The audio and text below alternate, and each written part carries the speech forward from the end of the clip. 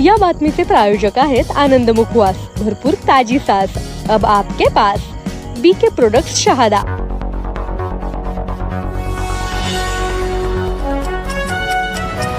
धर्मदंड news 24/7 सदैव सत्यासोबत।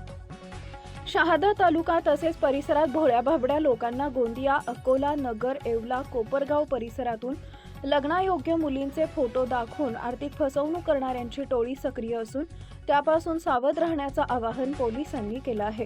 अनेक वर्षापासून अशा घटना मोठ्या प्रमाणात परिसरात घडल्यात, त्यासाठी पोलीस प्रशासनानं ही कडक कारवाई करण्याचे संकेत दिले आहेत। शहादा, तळोदा, नंदुरबार, दोंडाईचा, शिरपूर इत्यादी परिसरातून लग्नासाठी इच्छुक मुलांना लग्नाचं आमिष दाखवून मुलींचे बायोडाटा दाखवण्यात येतात आणि त्यानंतर त्यांची आर्थिक फसवणूक करण्यात येते। आतापर्यंत शेकडो असे फसवणुकीचे प्रकार घडलेले। 2 दिवसांपूर्वीच असाच फसवणुकीचा प्रकार अनिल किसन पाटील या मजुरी करून पोट भरणाऱ्या तरुणासोबतही घडला।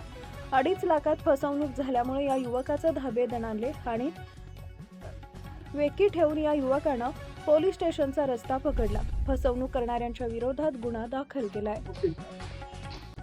नंदुरबार जिल्ह्यात सध्या लग्नाच्या नावावर फसवणुकीचे प्रकार खूप मोठ्या प्रमाणात सुरू आहेत। आजपर्यंत शेकडो असे प्रकार नंदुरबार जिल्ह्यात, शहादा तालुक्यात, शिरपूर या जवळपास होत आलेले आहेत। असेच एक फसवणूक झालेला मित्र आज आपण त्याच्याशी बोलणार आहोत। ओके, तुमचं नाव? धनराज नारायण लोहार। धनराज नारायण लोहार। बर, तुम्ही कोणाच्या थ्रू या लग्नामध्ये गेले किंवा लग्नाच्यासाठी तुम्हाला कुणी हा प्रस्ताव आणला? तुमचं काय झालं? काय बहिणीच्या चुलत सासरा होता, त्यांनी मला हे जास्त घेतलं होतं आणि माझ्या चुलत मामा त्यांनी हे सांगितलं होतं। आणि मुलगी कुठली होती? नाशिकची। मग काय झालं तुमच्यासोबत? ते फसवणूक झाली माझ्यासोबत। ती मुलगी बरोबर राहत नव्हती माझ्यासोबत। त्यांना सांगितलं, मी वारंवार सांगितलं मी मुलगी अशी वागते तशी वागते, यायला तयार नव्हते। त्यांना किती दिवस तुमचं लग्नाची अशी किती दिवस राहिले तुमच्याकडे? 8 दिवस। 8च दिवस। आणि किती पैसा दिला तुम्ही? मग 2.5 लाख रुपये। 2.5 लाख रुपये। मग तुम्हाला एक मुलगी कोणी दाखवली? मामांनी। तुझे मामा कुठे राहतो? चुलत मामा आहे माझ्या, सगळे मामा नाही, चुलत मामा आहे। चुलत मामा आहे। काय नाव आहे? सुभाष दादा लोहार। सुभाष भाई लोहार। कुठले? दादाचे।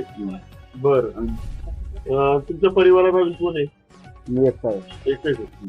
कितीदा तुमची फसवणूक झाली? माझी 2 वेळा। 2 वेळा। आणि जुने मामांनीच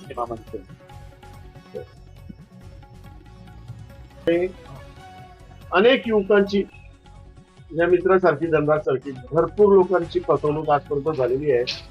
आज आपण पोलीस प्रशासनाला एकच विनंती करूया की लग्नाच्या नावावर अशी फसवणूक करणाऱ्यांचे जे रॅकेट आहे ते कोणत्याही प्रकारे उघड करून अशा युवकांना न्याय देण्यात यावा, जेणेकरून पुढच्या लोकांची फसवणूक होणार नाही।